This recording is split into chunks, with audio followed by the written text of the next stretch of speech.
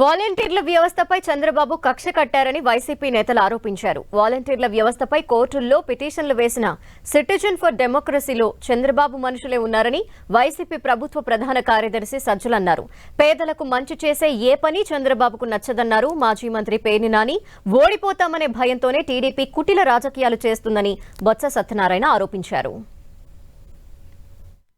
చంద్రబాబు నాయుడు వాలంటీర్లను దెబ్బతీయాలి, ఆ వ్యవస్థను దెబ్బతీయాలని అనుకుంటూనే ఆ పేరు తనకు రాకూడదు అనే ఉద్దేశంతో ఈ అవుట్ఫిట్ పెట్టడము, దాని స్పెషల్ పర్పస్ వెహికల్ లాగా దాంతో టపటపటప కేసులు వేయించుకుంటూ రావడం, కోట్ల రూపాయల ఫీజులు ఇచ్చి అంత అర్జెంటుగా డెమోక్రసీ మీద వీళ్ళ ప్రేమ పుట్టుకొచ్చి దాని ప్రజాస్వామ్య పరిరక్షణకు రావడమే ఏకైక ముఖ్య ఉద్దేశము, ఫోకస్ ఏంటంటే వాలంటీర్ల వ్యవస్థను దెబ్బతీయాలనే దాంతో సుప్రీంకోర్టుకు పోవడం. ఇవన్నీ వీళ్ళ క్యారెక్టర్, వీళ్ళు ఎవరిని రిప్రజెంట్ చేస్తున్నారు, నిమ్మగడ్డ రమేష్ కుమార్ రెడ్డి చంద్రబాబు నాయుడు తరఫునే పనిచేస్తున్నాడు అనేది ప్రపంచమంతా తెలుసు. రాష్ట్రంలో ప్రజలకు చిన్నపిల్లవాడిని అడిగినా చెప్తారు. అంటే పేదవాడి తాలూకు ఆకలితో కూడా కుటీర రాజకీయాలు, క్షుద్ర రాజకీయాలు చేస్తుంది తెలుగుదేశం పార్టీ, ఆ కూటమి. అవునా కదా?